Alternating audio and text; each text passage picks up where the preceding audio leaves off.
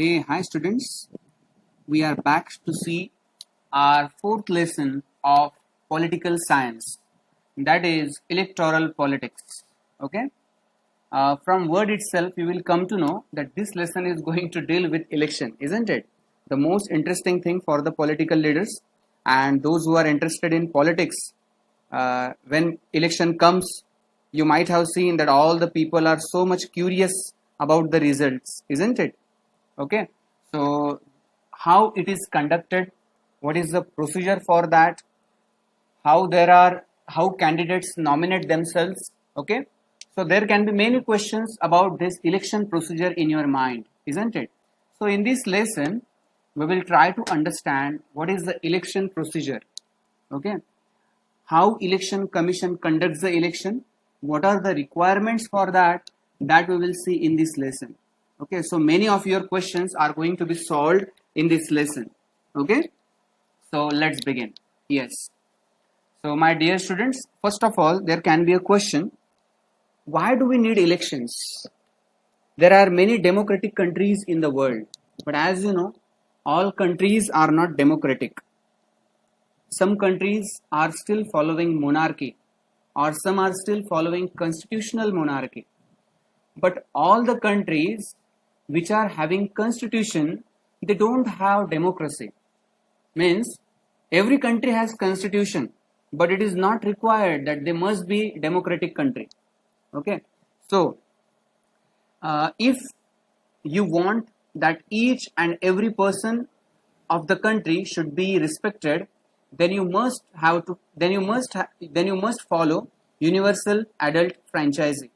Okay, so there can be a question that what is the definition of democracy? Democracy means a government which is for the people, by the people, and of the people. Okay, if we say so, then why we are not sitting in parliament? Why we are not getting those privileges which political leaders, those who are elected, are getting? Isn't it? If we say that this is the government of the people, then why we are not getting those facilities? There can be a question in your mind, why we can't go there in parliament and we discuss about the laws? Okay, so here answer lies. Elections are to choose people's representative over 100 countries. More than 100 countries elections are conducted. And why we conduct elections? To choose our representative and send them to the parliament to discuss about problems and what can be the solutions for that, and what rules and regulations or laws we can make to solve them. Okay, so to send our representatives, because all of us can't go there, there are some restrictions for that. What are those restrictions? Just imagine India is a country of approximately 1.2 billion. If all these people, not all these people, even 50 crore of the people, they think that we will go there and we will make the laws, then there will be complete anarchy. We will not be able to make the laws. All our energy will be wasted in trying to control them, isn't it? So sitting together in large group, not possible. So we send our representative there by election. As well as we don't have time. Do we have? No. We are engaged with our daily work, with our course, isn't it? We have to work and work again to earn our livelihood, isn't it? To feed our belly, we have to work. So while doing all these things, where we have time to make the laws and think about all the country? So we don't have time. And same, we don't have knowledge of all the country, then how we can take the decision? So instead of we ourselves going there, we send our representative by election.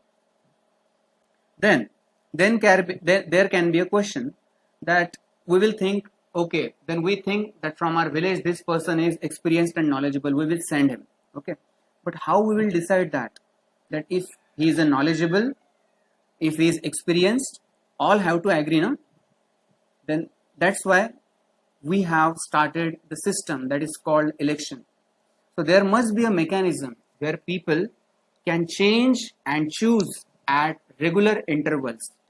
Just imagine you have elected such a person who is so much corrupt and he is not doing the work for which you have elected him. Okay, and if he is a dictator, then, and if you can't change him, how much tortured we will be, how much, what we can say, engaged in our life. So we, in election, we have this system: change and choose. You have to choose, and if you think that he is not deserving your expectation, he is not meeting with your expectation, then you can change him. That's why we conduct election after 5 years at regular intervals. We conduct election because if you think that he is not the person who is worthy of our expectation, then you can change him. Okay, that's why when we are conducting elections, voters have the choices which are prescribed here. First, who will make laws for them? Okay, if we can't make laws, okay, no problem, because we don't have time and knowledge, okay, no problem, then we will send our representative. Then we have this authority that who will make law for us, at least we can decide that. Second, who will make the government and who will take major decision, we have this authority in our hand while giving votes. Okay, and whose policies will guide the government and law making. That's why when election comes, you might have seen in your area, political leaders, they are moving through the gullies, okay, lanes, and they are shouting their slogans, they are giving speeches, they are giving interviews. Through them, through those interviews and through media, we come to know what is the ideology of this political leader, and then we decide whom to give the vote. Okay, as you know, so throughout this lesson, I will give you the example of Congress and BJP. Okay, chalo, fine. So when Modi ji comes and he gives the speech, we come to, if we like his ideology, then we give vote to BJP. Then Rahul Gandhi or any leader from Congress, if he comes, if we like his ideology, we can give him vote. Okay, so through this media, we come to know about their policies and about their ideology. So in this way, for this all things, we need elections. Okay, sure, fine.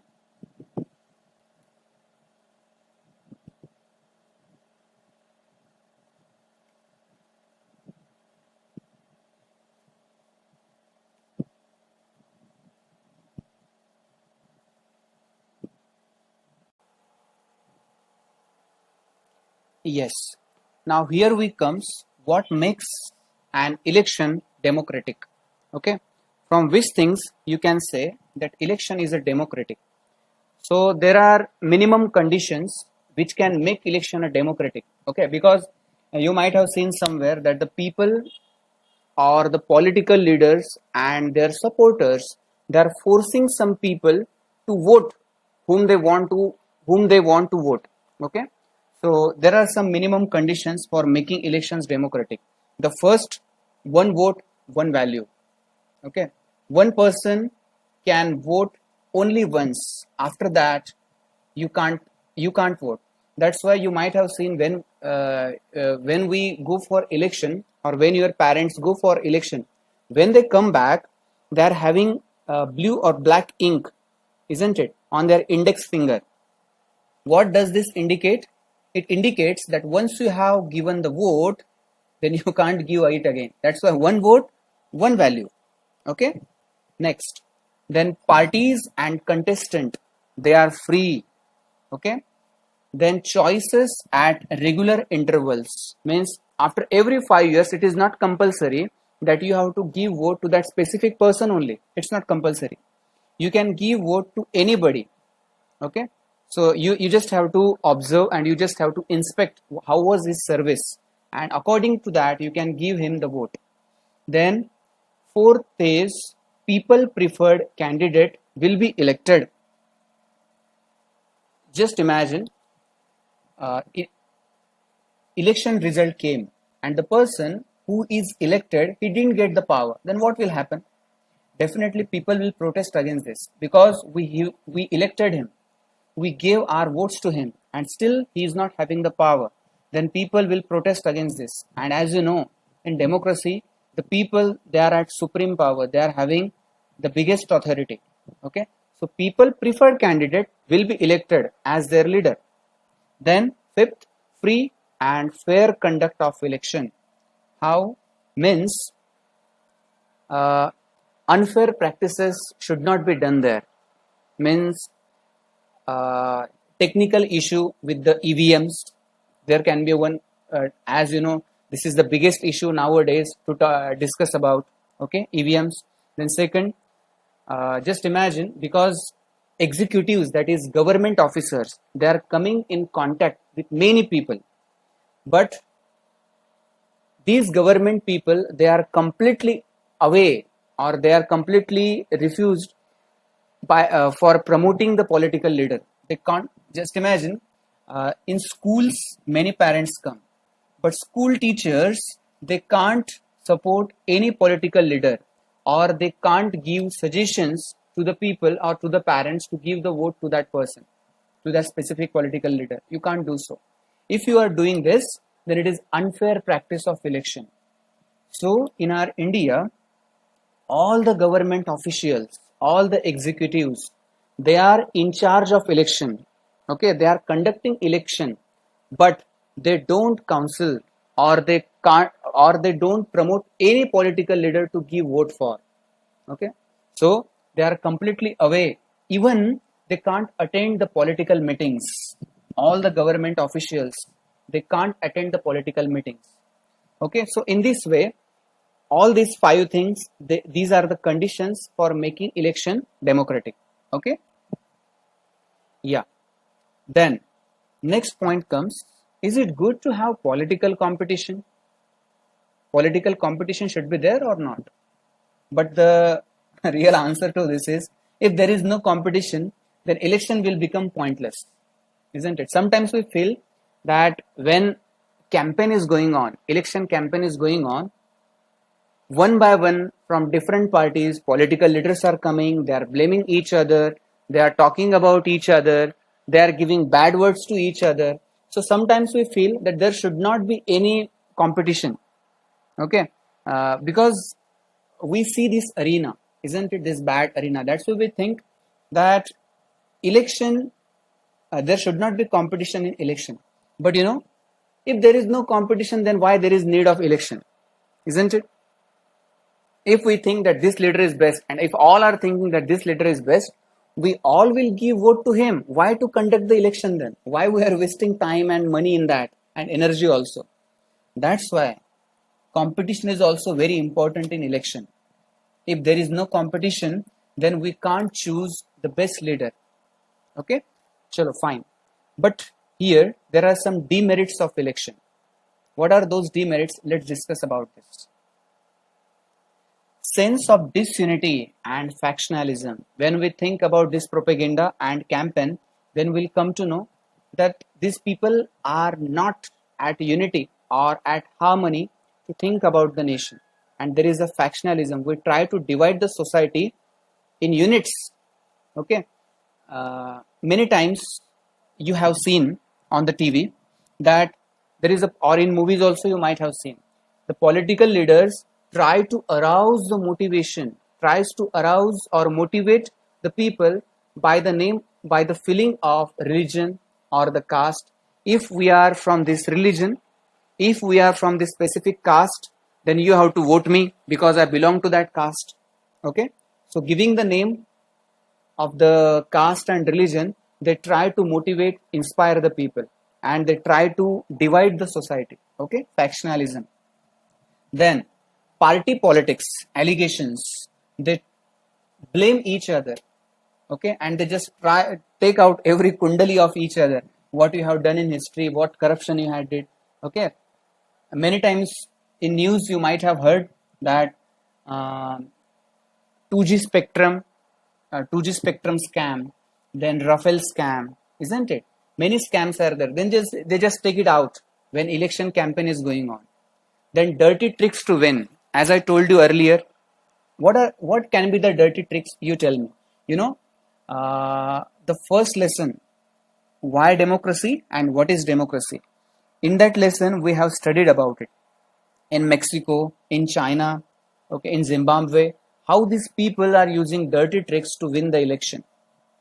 Okay, next. And the fourth one, good people don't enter in this arena, because many times we say that politics is not for good people. If you are good, never enter into politics. So because once you enter into politics, then you will be corrupted. That is the mentality of a common man. That's why good people never enter into this arena, and that's why we just spend our whole life by criticizing the politics. So these are demerits of election. Okay. Then we will come back to our question. Is it good to have political competition? The answer is political competition is not necessary in ideal service mentality world.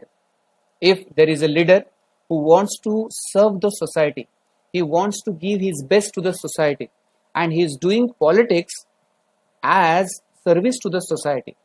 If the political leader is thinking so, then there is no need of political competition. But do you think that the people, they come to politics for service only? Do you think so? Not at all. They are coming to politics as a career. They want to earn money, isn't it? Somewhere it is there, and that's why they come to politics. Only social service cannot be the incentive behind coming in politics. Okay? But some are there. But still, if some are there, those who want to give the service to the society, then there is no competition. But some are motivated by political career desire. They want to make career in politics. Okay. And if you want to make career, then you can't depend on service only, isn't it? You have to do something else, because if you are doing service, it will reach to a specific part of society, and only they will come to know that you are a good man. But what about others? They also have to vote you. Only then you will be elected, isn't it? So that's why only service can't, on service only you can't depend. Then ideas of people and their may not match. If you are giving service, still your ideology, your ideas, and the ideas of the people, there is a possibility that they will not match. And if they will not match, they can't vote. That's why competition is required somewhere. Okay. So there are two ways to solve this problem. What it can be, you have to improve the knowledge. Sorry, here there is a spelling mistake, but I hope you will understand. We have to improve the knowledge and character of leader. Improve knowledge and character of leader. And nowadays, where we can get the character? Or if we can't do this, if we can't improve the knowledge and character of leader, then there is a second option. What? Set up system where leader rewarded for service and punished if not done. So what do you think? Which is the best choice? Definitely you are going to choose second, set up system, because how can we improve the knowledge of somebody if he is not willing to get the knowledge? And character is such a thing which cannot be exposed in front of the people. Okay. One thinker has said, he says, your character will be judged in darkness only, and in darkness there are no people to see his character, isn't it? So we will come to this conclusion that we have to set up system where leader rewarded for his service and punished if not done. And that's why regular electoral competition provides incentive to political parties. Okay, means if you want to get elected, finally you have to give the service to the people. Why? Because if you are not giving service, if you are not serving the people, you will not get vote. So this system brings you to your needs, that you have to serve the people. Okay, so though you are motivated by career, they have to serve. Okay, and political competition may lead to division and some ugliness, but finally helps to force political parties and leaders to serve, whether you want it or you don't want. Finally you have to serve the people. That is the only way to get yourself elected next time. Okay, so till here we have seen 4.1 part of this lesson. Now once we discuss that elections are important, we have to take election, election competition is necessary or not. We discussed about that, and finally we came to the conclusion that elections are compulsory. We have to take election. Okay, now we have decided that we have to take the election. How to take them? There must be some procedure for that, isn't it? So what can be the procedure for that? We will see this. Okay, yeah. What is our system of election? Okay, here we are. Here you can see this is the map of Maharashtra. I hope everybody knows this, isn't it? Yes. Okay, so here you can see, as you know, there are 48 constituencies in Maharashtra. 48 out of 453. What is this constituency? That first of all we'll try to understand. Okay. See, when our constitution was drafted, on the basis of population, not on area, on the basis of population, we divided states or India in small constituencies. If there is an area which is very big but the population is less, then their constituency is also less. For example, which is the biggest state in our India? Of course, Rajasthan. But Rajasthan has, I think, only 48 or 47 constituencies. Okay, it is the biggest state in our India. But which is the most populated state in India? It is Uttar Pradesh. And you know, in Uttar Pradesh, I think 78 constituencies are there. Uttar Pradesh is smaller than Rajasthan in terms of area. But still, Uttar Pradesh is having more constituencies than Rajasthan. Why? Because Uttar Pradesh is having more population than Rajasthan. Okay? So, on the basis of population, we have made the constituencies. So, as we are talking about Maharashtra, in Maharashtra there are 48 constituencies. Okay? So, here you can see, please check here. This is a small area of Maharashtra, Mumbai. Okay? But here you can see there are 8 constituencies. Why? Because this area is most populated, isn't it? Okay, so I hope this is clear to you how we decided the constituencies. So election, when we contest election, when we conduct election, as you know, after 5 years we contest. That is the first condition. Second, when chief minister or prime minister dies, then we have to contest election again. Then, and third, if CM or PM, they give the resignation, then we have to conduct the election again. Okay. Now, let's talk about the constituencies. We have divided the country into 443 small parts, and it is called constituencies. So, from these constituencies, the member who is elected is called MP, Member of Parliament. Directly he goes to Lok Sabha. Okay. And in our language we call him Khasdar. Okay. Elected members are called MPs, Member of Parliament, and they sit in Lok Sabha. Then constituency is divided by rough equal count of population, as we have seen this, on the basis of one vote, one value. Okay. Then states, let's come to the states. Assembly constituencies, and the people, those who are elected in state assembly constituencies, they are called MLA, Member of Legislative Assembly. We call him Amdar. So now you might have understood this. What is the difference between Amdar and Khasdar, MLA and MPs? So again, to make it simple, let me tell you, MPs sit in Lok Sabha, and MLAs, they sit in Vidhan Sabha. Vidhan Sabha is for state, Lok Sabha is for nation, country. Okay. And third, that is Panchayat or municipal. When the contestant or political leaders, they are contesting Panchayat elections also, those areas, they are also divided into small parts, but they are not called constituencies. They are called wards. Okay. So I hope till here everything is clear to you. Now the next procedure we will see in our next lecture. Okay. So thank you so much. Have a nice day.